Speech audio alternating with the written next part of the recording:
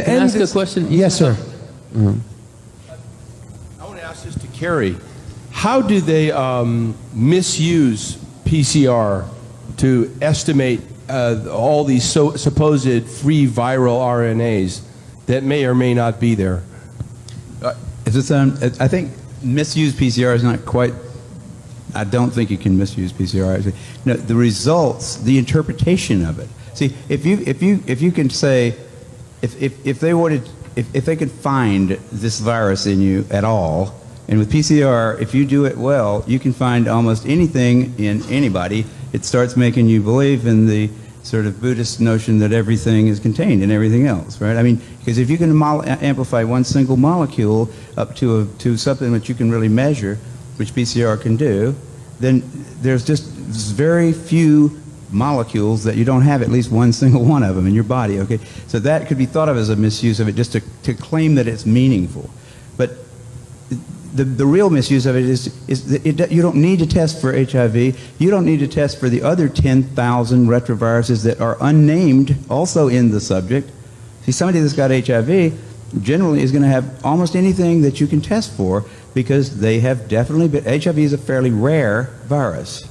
There's only 1 million of us out of 250, 300 million people in America that have that virus. So you have to get around, either your mother had to have it and pass it to you, or you have to really be paying a lot of attention to people that do have it and paying only attention to them and get a pretty good chance of getting it that way. It's hard to get it, but if you have it, there's a good chance you've also got a lot of other ones because you've been in the market for it's been possible for you to get a lot of. To test for that one and say that has any special meaning is what I think is the problem. Not that PCR has been misused. It's like.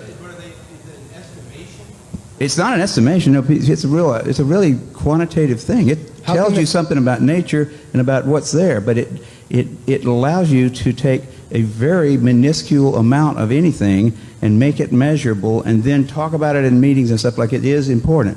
See, that's not a misuse. That's just sort of a misinterpretation. I read a paper by Duke in which he said even after all these PCR, this quantitative PCR, that if you just get down to a basic virological count, it's still 1 in 1,000 to 1 in 10,000. HIV in 1 to 1 in 1,000, 1 in 500 to 1 in 1,000 T cells.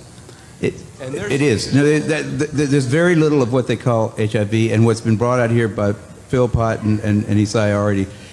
The measurement for it is not exact at all. It's not as good as our measurement for things like apples. An apple is an apple. You know, you can get something that's kind of like, if you got enough things that look kind of like an apple and you stick them all together, you might think it is an apple.